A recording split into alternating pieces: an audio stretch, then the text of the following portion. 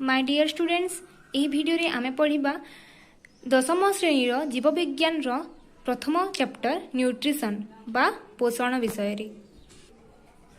शरीर समन्वित भावे हेउथिबा असंख्य जीव रासायनिक प्रक्रिया जोगु जीवनर धारा अव्याहत रही थाए।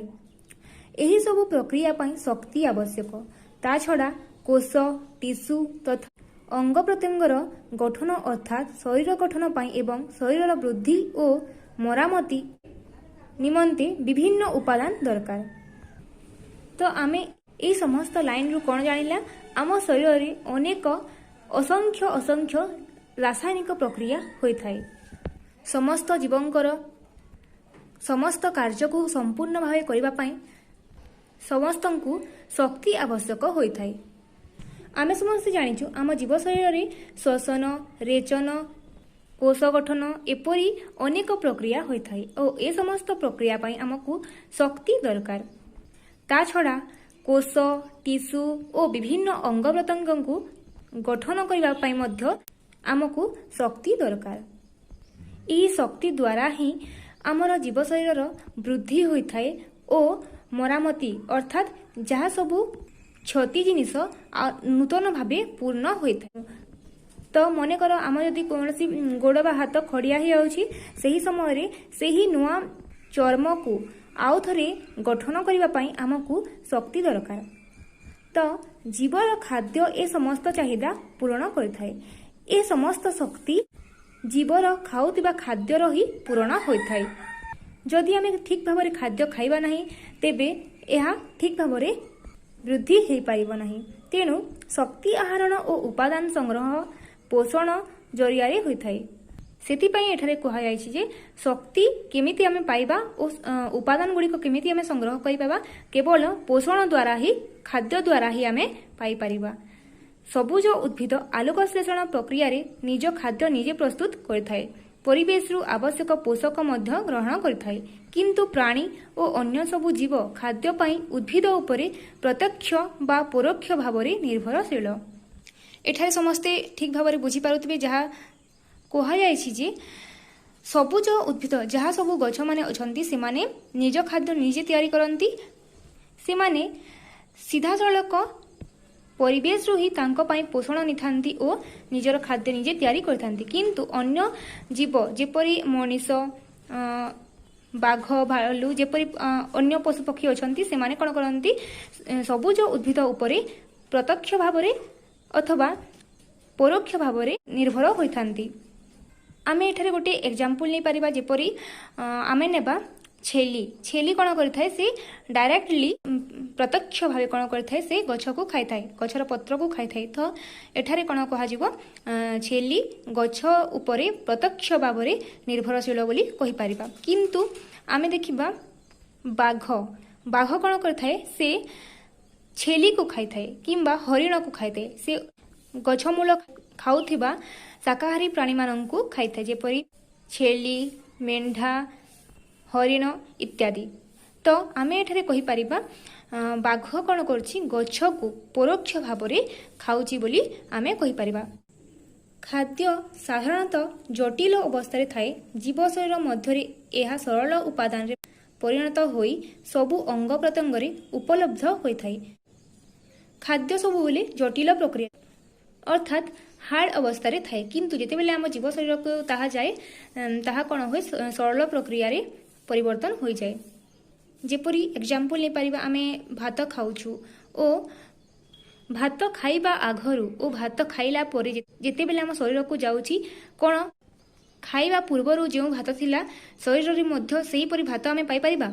एहार आंसर हो नाही। कारण जेते बेले भात आम शरीर को जाउछि सेही समय ऑलरेडी भात आम शरीर रे जे पाचक रस अछि सेही पाचक रस टोटली सरल हो जाउछि। तो ताहाकु एठारे कहा जायछि जीव शरीर रे जेते बेले खाद्य प्रवेश करूछि से समय कोन होछि खाद्य सरल अवस्था रे आसी जाउछि ओ से खाद्य भांगी ही कोन होछि शक्ति सृष्टि होछि जहाकु जहा कोन करछि आम कोष अंग प्रत्यंग टिश्यू निर्माण पई सहाय्य करूछि। सेठारे सरल खाद्यर दहन बा जारण घटी सेथिरु शक्ति मोचित होइथाय। ଶରୀର ଭିତରେ ହିଁ ଖାଦ୍ୟର ଦହନ କିମ୍ବା ଜାରଣ ଏହାର ଅର୍ଥାତ୍ ହେଉଛି ଆମ ଶରୀରରେ ଯେଉଁ ଅକ୍ସିଜେନ୍ ଥାଏ ତାହା କଣ୍ଟାକ୍ଟରେ ଆସି ଖାଦ୍ୟ ଟୋଟାଲି ସେ ଭାଙ୍ଗି ଯାଉଛି ଓ ଶକ୍ତି ନିର୍ଗତ ହେଉଛି, ତାହାକୁ ଜାରଣ କିମ୍ବା ଦହନ ବୋଲି କୁହାଯାଇଛି। ଶକ୍ତି ମୋଚନ ଏକ ତଥାକଥିତ ଧ୍ୱଂସାତ୍ମକ ପ୍ରକ୍ରିୟା। ଏଠାରେ ଧ୍ୱଂସାତ୍ମକ ପ୍ରକ୍ରିୟାର ଅର୍ଥ ହେଉଛି ଶକ୍ତି ମୋଚନ, ଶକ୍ତି ନିର୍ଗତ ହେବା ଗୋଟିଏ ଧ୍ୱଂସାତ୍ମକ ପ୍ରକ୍ରିୟା, ଅର୍ଥାତ୍ ଖାଦ୍ୟ ଭାଙ୍ଗିବାକୁ କହୁଛି ଡେଷ୍ଟ୍ରକ୍ଟିଭ ବୋଲି ଏଠାରେ କୁହାଯାଉଛି। ଖାଦ୍ୟ ଭାଙ୍ଗିଲେ ହିଁ ଶକ୍ତି ନିର୍ଗତ ହୋଇଥାଏ। ଏହା ଅପଚୟର ଏକ ଉଦାହରଣ। ସେହିପରି ଖାଦ୍ୟରୁ ଶରୀର ଗଠନ ଆଦି ପାଇଁ ଆବଶ୍ୟକ ଉପାଦାନ ସୃଷ୍ଟି ହେବା ଏକ ଗଠନମୂଳକ ପ୍ରକ୍ରିୟା। ଏହାକୁ ଚୟ କୁହାଯାଏ। ଆମେ ପୂର୍ବରେ ପଢ଼ିଲା ଅପଚୟ। ଅପଚୟ କହିଲେ ଖାଦ୍ୟର ଧ୍ୱଂସାତ୍ମକ ପ୍ରକ୍ରିୟା, ଯାହାକୁ ଆମେ କହୁଛୁ ଖାଦ୍ୟ ଭାଙ୍ଗିଲେ ଶକ୍ତି ନିର୍ଗତ ହେଉଛି ବୋଲି, ତାହା ହେଉଛି ଅପଚୟ। ଓ ଖାଦ୍ୟରୁ ଶରୀର ଗଠନ କରିବା ପାଇଁ ଯେଉଁ ଆବଶ୍ୟକ ଉପାଦାନ ଗୁଡ଼ିକ ଆସୁଛି ତାହାକୁ ଆମେ କ'ଣ କହୁଛୁ ଗଠନମୂଳକ ପ୍ରକ୍ରିୟା ବୋଲି କହୁଛୁ। କାହିଁକିନା ସେ ଆମ ଶରୀର ଗଠନ ପାଇଁ ସାହାଯ୍ୟ ହୋଇଥାଏ, ସେଥିପାଇଁ ତାହାକୁ ଆମେ ଗଠନମୂଳକ ପ୍ରକ୍ରିୟା କହୁଛୁ। ଆଉ ଏହି ପ୍ରକ୍ରିୟାକୁ ଆମେ ଚୟ ବୋଲି କହୁଛୁ। ତ ଏହି ଚୟ ଓ ଅପଚୟର ସମାହାର ହେଉଛି ଚୟାପଚୟ। ତ ଆମେ ପଢ଼ିଲା ଅପଚୟ ଓ ଚୟ। ଏହି ଅପଚୟ ଓ ଚୟ ଯେଉଁ ପ୍ରକ୍ରିୟାରେ ହୋଇଥାଏ, ଏହି ଦୁଇ ପ୍ରକ୍ରିୟାର ସମଷ୍ଟିକୁ ଚୟ ଓ ଅପଚୟ ମିଶାଇ ଆମେ ଗୋଟିଏ ପ୍ରକ୍ରିୟା ପାଇବା, ଯାହାକୁ ଆମେ ଚୟାପଚୟ ବୋଲି କହୁଛୁ। ଯଦି 1 ମାର୍କ କ୍ୱେଶ୍ଚିନ୍ ଆପଣମାନଙ୍କର ଆସିବ ଚୟାପଚୟ କାହାକୁ କୁହାଯାଏ, ତାହେଲେ ଆପଣମାନେ ଲେଖିପାରିବେ ଉଭୟ ଚୟ ଓ ଅପଚୟର ସମାହାରକୁ ଆମେ ଚୟାପଚୟ ପ୍ରକ୍ରିୟା ବୋଲି କହିପାରିବା। ଏହା ଜୀବ ଶରୀରରେ ସବୁବେଳେ ଚାଲିଥାଏ। ଏହା ମଧ୍ୟ ଆମ ଜୀବ ଶରୀରରେ ସବୁ ସମୟରେ ଚାଲିଥାଏ। ଏହି ଚୟାପଚୟ ନହେଲେ ଆମ ଜୀବ ଶରୀର କୌଣସି କାର୍ଯ୍ୟ କରିପାରିବ ନାହିଁ। ସୁତରାଂ ଜୀବକୁ ସକ୍ରିୟ ଓ ଜୀବନ୍ତ ରଖିବାରେ ଏହାର ମହତ୍ତ୍ୱପୂର୍ଣ୍ଣ ଭୂମିକା ରହିଛି।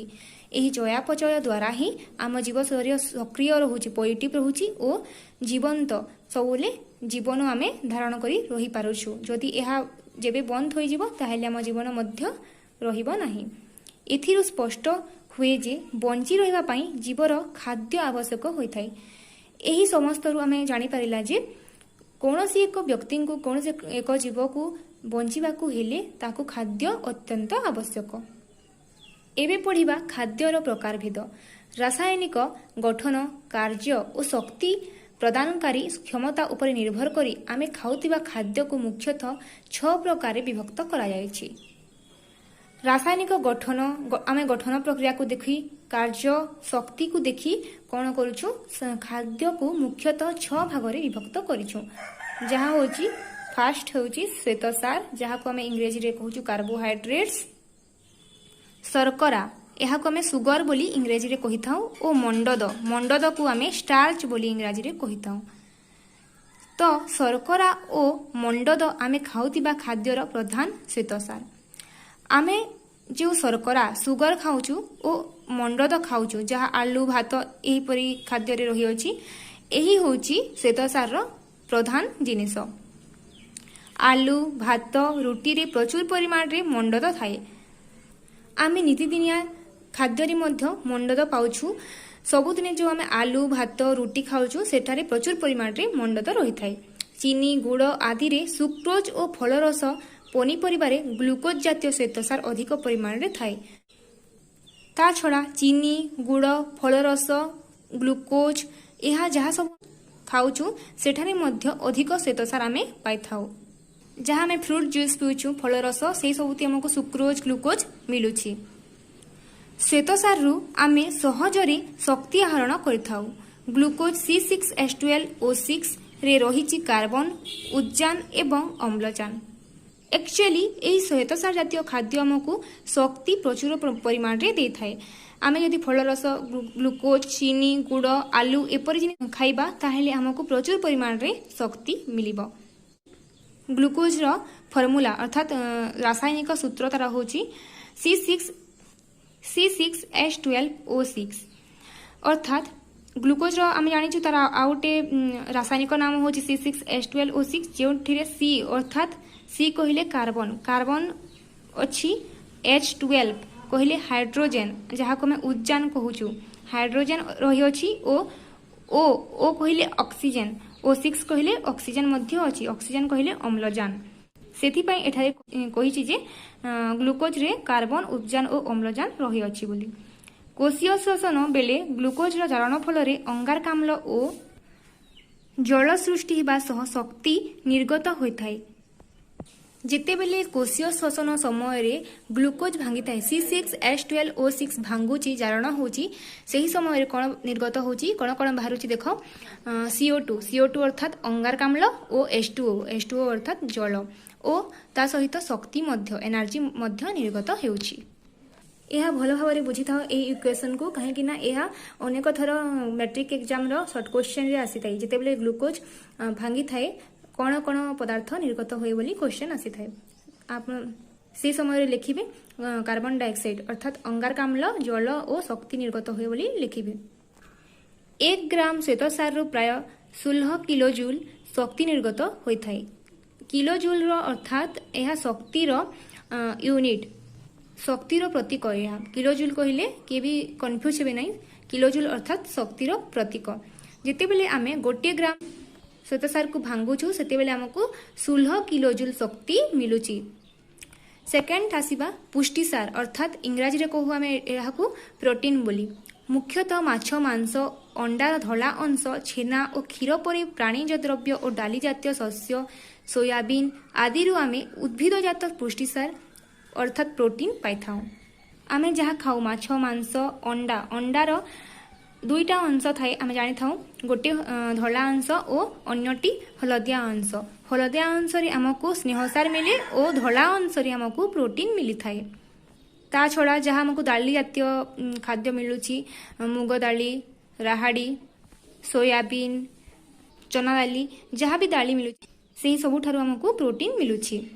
ओ मध्य क्षीर जातीय सबु जिनिसरु जहाँ आमे खाउछु दही, खीरी, गोरस, पनीर जहाँ सब खाउछु सेही जिनिस ठारु भी हमको प्रोटीन मिलुची।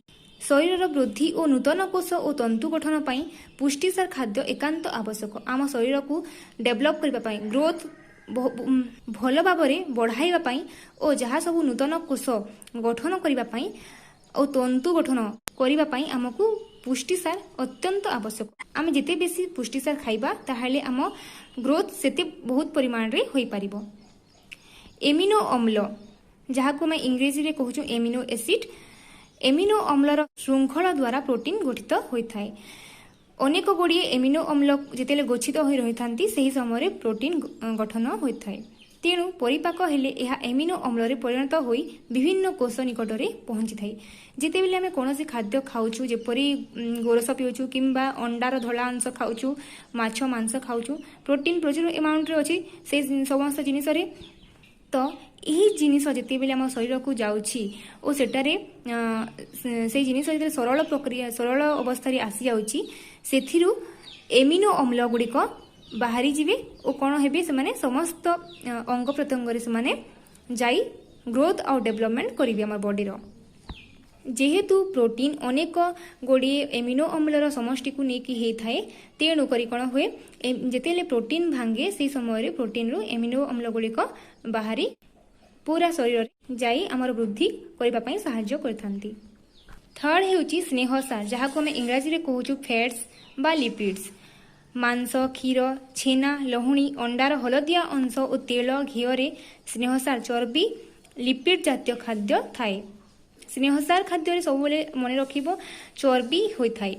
आमर चर्बी गठन पाई यह साहाय्य करथाए। जेपरि आमे मांस रु पाउछु क्षीर, छेना, लहुणी रु पाउछु प्रोटीन पाइथिला आमे अंडार धला अंश रु, किंतु एही स्नेहसार आमे अंडार हलदिया अंश जहाँ को मैं केसर कहूछु अंडा भितर जो थाए ताहाकु खाइले स्नेहसार गठन होई पारिबो। कोष झिल्ली तैयारी रे लिपिड रो प्रमुख भूमिका रहिछि। एही लिपिड एही चर्बी रो गोटे इम्पोर्टेंट कार्य अछि जहाँ आम कोषर बाहर जो कोष झिल्ली रही थाए, कोष झिल्ली तैयारी करबा पई एहा हमकु बहुत साहाय्य करिथाए। शरीर रे स्नेहसार चर्बी भाव रे संचित होई रहे। आम जीव शरीर रे कोन हुए स्नेहसार चर्बी आकार रे रही थाए। आमे जहाँ को चर्बी कहूछु ताहा ही स्नेहसार अटे। ଆବଶ୍ୟକ ସ୍ଥଳେ କୋଷୀୟ ଶ୍ୱସନ ଦ୍ୱାରା ଏହାର ଜାରଣ ହୁଏ ଓ ଏହା ଶରୀରରୁ ଶକ୍ତି ଯୋଗାଇଥାଏ। ଏହା ସବୁବେଳେ ଆମ ଦେହରେ ଚର୍ବି ଆକାରରେ ରହିଥାଏ ଓ ଯେତେବେଳେ ଆମକୁ ଆବଶ୍ୟକ ପଡ଼ିବ, ଅତ୍ୟନ୍ତ ଆବଶ୍ୟକ ଯେଉଁ ସମୟରେ ପଡ଼ିବ, ସେହି ସମୟରେ ଏହା ଭାଙ୍ଗି କ'ଣ ହୋଇଥାଏ, ଶକ୍ତିରେ ପରିଣତ ହୋଇଥାଏ ଓ ଆମକୁ ଶକ୍ତି ଯୋଗାଇଥାଏ। ଫର୍ ଏକ୍ଜାମ୍ପଲ୍, ଆମେ ଯେତେବେଳେ ରନିଂ କରୁଛୁ ସେହି ସମୟରେ ଆମକୁ ପ୍ରଚୁର ଆମାଉଣ୍ଟର ଶକ୍ତି ଦରକାର। ତ ସେହି ସମୟରେ ଫଳରସ, ଆଳୁରୁ ଯେଉଁ ଖାଇଥିବା ଆମେ ଶ୍ୱେତସାର ଜାତୀୟ ଖାଦ୍ୟ, ସେଠାରୁ ଆମକୁ କ'ଣ ମିଳିବ, ଶକ୍ତି ମିଳିବ। କିନ୍ତୁ ସେହି ଶକ୍ତି ଯେତେବେଳେ ଟିକେ ସର୍ଟ ହେଇଯିବ, ସେହି ସମୟରେ ସେହି ରନିଂ ପାଇଁ କ'ଣ ହେବ, ଏହି ସ୍ନେହସାର ଯେଉଁ ଚର୍ବି ଥିବ ସେଥିରୁ ସେହି ଆବଶ୍ୟକ ସମୟରେ ହିଁ ଯେତେବେଳେ ଆମେ ଥକିଯିବା, ସେହି ସମୟରେ ହିଁ ଏହା ଭାଙ୍ଗି କ'ଣ ହେବ, ଆମକୁ ଶକ୍ତି ଯୋଗାଇବ। ଚର୍ମ ତଳେ ଚର୍ବିର ଏକ ଆସ୍ତରଣ ରହିଥାଏ। ତାପ ଅପରିବାହୀ ହୋଇଥିବାରୁ ଚର୍ବି ଶରୀରକୁ ଉଷୁମ ରଖିବାରେ ସାହାଯ୍ୟ କରିଥାଏ। ଆମର ସମସ୍ତଙ୍କର ଚର୍ମ ତଳେ ଆମେ ଜାଣିଛୁ ଚର୍ବି ରହିଥାଏ। ସ୍କିନ୍ ତଳେ ଯେଉଁ ମାଂସାଳ ଜିନିଷ ଥାଏ ତାହାକୁ ସେହା ହିଁ ଚର୍ବି। ତ ସେହି ଚର୍ବି ଯେହେତୁ ତାପ ଅପରିବାହୀ, ତାପ ସହଜରେ ଖିଞ୍ଚେ ନାହିଁ, ସେଥିପାଇଁ ଏହା ଉଷୁମ ରହିଥାଏ ସବୁବେଳେ ଓ ଏହି ଚର୍ବିକୁ ଶୀତଳ ରଖିବା ପାଇଁ ଆମର ଚର୍ମ ସାହାଯ୍ୟ କରିଥାଏ। 4 ନମ୍ବର ପଏଣ୍ଟ ହେଉଛି ଧାତୁସାର, ଯାହାକୁ ଆମେ ମିନେରାଲ୍ସ ବୋଲି ଇଂରେଜୀରେ କହୁଛୁ। ଶରୀର ଗଠନ ପାଇଁ ବିଭିନ୍ନ ଧରଣର ଧାତୁସାର ଯଥା ଲୌହ, calcium, iodine, phosphorus, sodium, potassium ଆଦି ଆବଶ୍ୟକ। ଏହି ସମସ୍ତ ଗୋଟେ ଗୋଟେ ଧାତୁସାର ଏକ୍ଜାମ୍ପଲ୍, ଯାହା ମୁଁ କହିଲି ଲୌହ, ଆମେ ଯେଉଁ ଆଇରନ୍ ଟ୍ୟାବଲେଟ୍ ଖାଉ ଲୌହ ପାଇବା ପାଇଁ, ସେଇଟା।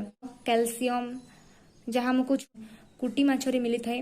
ଆୟୋଡିନ୍ ଆମକୁ ଲୁଣରୁ ମିଳିଥାଏ। ଏପରି ଫସ୍ଫରସ୍, ସୋଡ଼ିୟମ, ପୋଟାସିୟମ, ଏହିସବୁ ଗୋଟେ ଗୋଟେ ଧାତୁସାର ଏକ୍ଜାମ୍ପଲ୍।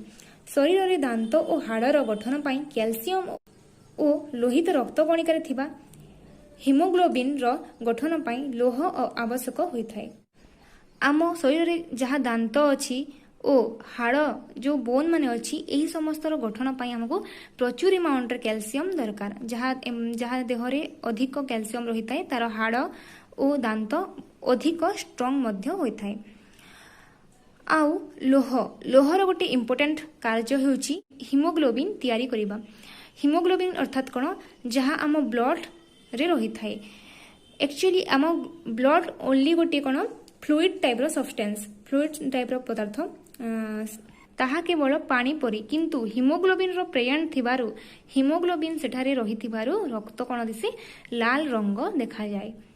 ଏହାଛଡ଼ା ଶରୀରର ଆୟନ ସନ୍ତୁଳନ ରକ୍ଷା କରିବାରେ ଧାତୁସାରର ପ୍ରମୁଖ ଭୂମିକା ରହିଛି। ଏହି ସମସ୍ତ ଧାତୁସାର ଅନ୍ୟ ମଧ୍ୟ କାର୍ଯ୍ୟ ରହିଅଛି। ତାହା ହେଉଛି ଆମ ଦେହରେ ଯେଉଁ ଆୟନ ଗୁଡ଼ିକ ଅଛନ୍ତି, ସେହି ଆୟନ ମାନଙ୍କୁ ସମାନ ଭାବରେ ବାଲାନ୍ସ କରି ରଖିବା ପାଇଁ ଏହା ଧାତୁସାର ଆମକୁ ବହୁତ ସାହାଯ୍ୟ କରିଥାଏ। 5 ନମ୍ବର ହେଉଛି ଭିଟାମିନ୍।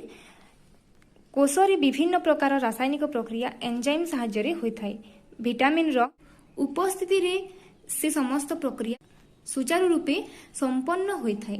ଏଠାରେ କୁହାଗଲା, ଆମେ ଜାଣିଛୁ ଆମ ଜୀବ ଶରୀରରେ ଅନେକ ରାସାୟନିକ ପ୍ରକ୍ରିୟା ହୋଇଥାଏ, ଯେପରି ଶ୍ୱସନ, ରେଚନ, ଅନେକ ପ୍ରକ୍ରିୟା ହୋଇଥାଏ ଓ ଏହି ସମସ୍ତ ପ୍ରକ୍ରିୟା ପାଇଁ ଆମକୁ କ'ଣ ଦରକାର, ଏନଜାଇମ୍ ଦରକାର। କାରଣ ଏହି ସମସ୍ତ ପ୍ରକ୍ରିୟା ଏନଜାଇମ୍ ମାଧ୍ୟମରେ ହିଁ ହୋଇଥାନ୍ତି। ଏନଜାଇମ୍ ମାନେ ହିଁ ଏମାନଙ୍କୁ ଏହିସବୁ ପ୍ରକ୍ରିୟା କରିଥାନ୍ତି। ତେଣୁ ଏହା ସମ୍ଭବ କରିବା ପାଇଁ ଆମକୁ ଭିଟାମିନ୍ ଦରକାର। ଭିଟାମିନ୍ ଅଭାବରୁ ଶରୀରରେ ବିଭିନ୍ନ ପ୍ରକାର ରୋଗ ହୋଇଥାଏ। ଏହା ଆମେ ଜାଣିଛୁ, ଭିଟାମିନ୍ ଯଦି ଆମେ ଠିକ୍ ଭାବରେ ପାଇବା ନାହିଁ, ତେଣୁ ସେତେବେଳେ ଆମେ ବହୁତ ଦୁର୍ବଳ ହେଇଯିବା, ଅସୁସ୍ଥ ଦେଖାଯିବା, ଆମକୁ ଅନେକ ରୋଗ ଆକ୍ରାନ୍ତ କରିବେ। ଜଳରେ ଦ୍ରବଣୀୟ ଭିଟାମିନ୍ ଶାଗ, ପନିପରିବା ଓ ଫଳ ଆଦିରୁ ମିଳିଥାଏ। ଏହି ଭିଟାମିନ୍ ଆମେ ଶାଗରୁ, ପନିପରିବାରୁ, ଫଳରସରୁ ତଥା ଜଳରୁ ମଧ୍ୟ ଆମେ ପାଇଥାଉ। ଚର୍ବି ବା ତେଲରେ ଦ୍ରବଣୀୟ ଭିଟାମିନ୍ ପ୍ରାଣୀଜ ଚର୍ବି ବା ଉଦ୍ଭିଦଜାତ ତେଳରୁ ମିଳିଥାଏ। ଆମକୁ ଚର୍ବି କିମ୍ବା ତେଲରେ ମଧ୍ୟ, ଯାହା ଆମେ ବାଦାମ ତେଲ ଖାଉଛୁ, ସୂର୍ଯ୍ୟମୁଖୀ ତେଲ ଖାଉଛୁ, ସେହି ସବୁଠାରୁ ମଧ୍ୟ ଆମକୁ କେତେ ପରିମାଣର ଭିଟାମିନ୍ ମିଳିଥାଏ। ଲାଷ୍ଟ ହେଉଛି 6 ନମ୍ବର ଜଳ, ଯାହାକୁ ଆମେ ଇଂରେଜୀରେ କହୁଛୁ ୱାଟର ବୋଲି। କୋଷରେ ଥିବା କୋଷରସ ଅର୍ଥାତ୍ ସାଇଟୋପ୍ଲାଜମ, କୋଷରସର ପ୍ରାୟ 70ରୁ 90 ଭାଗ ଜଳ। ଆମ କୋଷରେ କୋଷ ଝିଲ୍ଲି ଅଛି, ସାଇଟୋପ୍ଲାଜମ ଅଛି। ଏପରି ଅନେକ ଜିନିଷ ରହିଅଛି। ତ ଆମ କୋଷରେ ଯେଉଁ କୋଷରସ ରହିଅଛି ସେହି କୋଷରସ 70ରୁ 90 ଭାଗ ଜଳ ଦ୍ୱାରା ହିଁ ତିଆରି ହୋଇଛି। ତାହେଲେ ଯଦି ଆମେ ଟିକେ ବି ଜଳର କମି ହେବ ଆମ ଦେହରେ ତାହେଲେ ଏହି କୋଷ ଠିକ୍ ଭାବରେ ନିର୍ମାଣ ହୋଇପାରିବ ନାହିଁ। ତେଣୁକରି ଆମକୁ ଜଳ ଠିକ୍ ଭାବରେ ପିଇବା ଉଚିତ। କୋଷର ସ୍ଥିତି ଓ ଏଥିରେ ହେଉଥିବା ବିଭିନ୍ନ ପ୍ରକ୍ରିୟା ପାଇଁ ଜଳ ଅତ୍ୟନ୍ତ ଆବଶ୍ୟକ। ଏହି କୋଷର ସ୍ଥିତି ପାଇଁ, କୋଷର ଗଠନ ପାଇଁ ଓ କୋଷରେ ଯେଉଁ ଶୋଷଣ ହେଉଛି କୋଷୀୟ ଶୋଷଣ, ଏପରି ଅନେକ ପ୍ରକ୍ରିୟା ପାଇଁ ଆମକୁ କ'ଣ ଦରକାର? ଜଳ ଠିକ୍ ଭାବରେ ପିଇବା ଦରକାର। ତା ଛଡ଼ା ଝାଳ, ପରିସ୍ରା, ନିଶ୍ୱାସ କରିବା ଦ୍ୱାରା ହିଁ ଆମ କ'ଣ ହେଉଛି? ଜଳ ଆମ ଦେହରୁ ଅଧିକ ଭାବେ କ୍ଷୟ ହେଉଛି, କ୍ଷତି ହେଉଛି। ତାହାର ଭରଣା ପାଇଁ ପ୍ରତିଦିନ ପ୍ରାୟ 3ରୁ 4 ଲିଟର ପାଣି ପିଇବା ଉଚିତ। ଯାହା ଆମେ ପରିସ୍ରା, ଝାଳ, ନିଶ୍ୱାସରେ ଯାହା ସବୁ ଜଳ ଛାଡ଼ି ଦେଉଛୁ, ତ ସେହି ଜଳର ଆଉ ଥରେ ପୂର୍ଣ୍ଣ କରିବା ପାଇଁ ଆମକୁ ପ୍ରତିଦିନ କ'ଣ କରିବା ଉଚିତ? 3ରୁ 4 ଲିଟର ପାଣି ପିଇବା ଉଚିତ।